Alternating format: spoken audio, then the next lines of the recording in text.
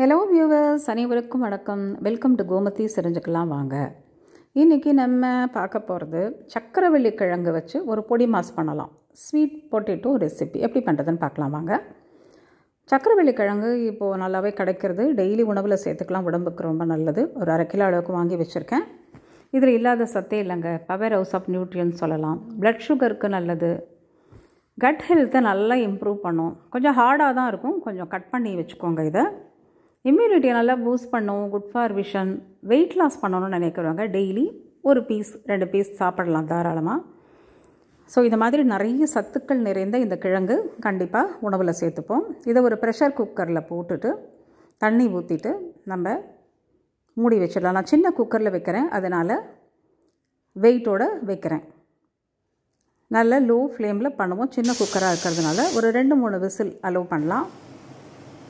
இந்த 3 விசில் வந்ததுக்கப்புறம் நல்லா ஆற விட்டுடுங்க. கம்ப்ளீட்டாக தானாகவே ஆறட்டும், அந்த ப்ரெஷர்லாம் ரிலீஸ் ஆகட்டும். அதுக்கப்புறம் பாருங்கள், திறந்துட்டு ஒரு தட்டுக்கு மாற்றிடுவோம். இந்த கிழங்கு நல்லா வெந்திருக்கு, பார்த்தாலே தெரிகிறது. ஒரு தட்டுக்கு மாற்றிட்டு இது நம்ம தோல் உரிச்சிடலாம். நம்ம அப்படியே உரித்து சாப்பிட்றதுக்கே ரொம்ப டேஸ்டியாக இருக்கும். விரத நாட்களெல்லாம் அப்போல்லாம் சாப்பிடுவாங்க. இப்போ கூட நம்ம இந்த மாதிரி இந்த வெயிட் லாஸ் பண்ணணும்னு நினைக்கிறவங்க கூட இதை எடுத்துக்கலாம்.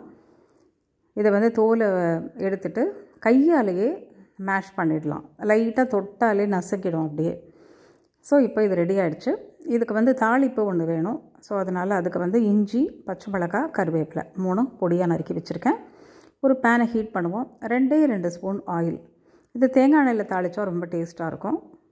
உங்கள் விருப்பம். உங்களுக்கு பிடிக்கலைன்னா சாதாரண குக்கிங் ஆயிலில் கூட பண்ணிக்கலாம். கடலெண்ணெய், அந்த மாதிரி நல்லெண்ணெய், கடுகு, உளுத்தம்பருப்பு இது நல்லா தாளிச்சிடுவோம்.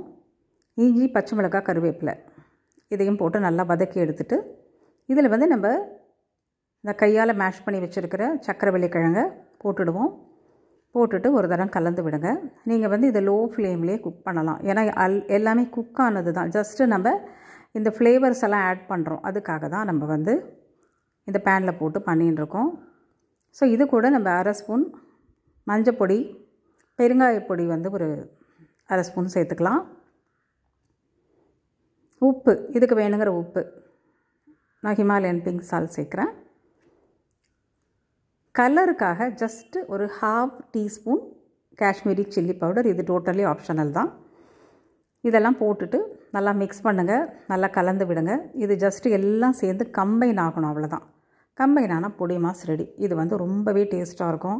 நம்ம சாம்பாருக்கு, ரசத்துக்கு, வத்த குழம்புக்கெலாம் தொட்டுக்கிறதுக்கு ரொம்பவே அருமையாக இருக்கும். கண்டிப்பாக ட்ரை பண்ணி பாருங்கள். திரும்ப திரும்ப நம்ம சாப்பிடுவோம். நம்மளுக்கு எப்படி பிடிச்சிருக்கோ அந்த மாதிரி ஃபார்மில் நம்ம பண்ணி சாப்பிட்டுக்கலாம். இது நறுக்கி போட்டு பொரியலாக கூட செய்யலாம். இது ரெடி ஆகிடுது. இப்போ ஒரு தட்டுக்கு மாற்றிடலாம். சேனல் ஃபஸ்ட் டைம் பார்க்குறீங்கனாக்கா சப்ஸ்கிரைப் பண்ணி வச்சுக்கோங்க. பிடிச்சதுன்னா லைக் பண்ணுங்கள், ஷேர் பண்ணுங்கள் உங்கள் ஃப்ரெண்ட்ஸ் அண்ட் ரிலேட்டிவ்ஸ்க்கு.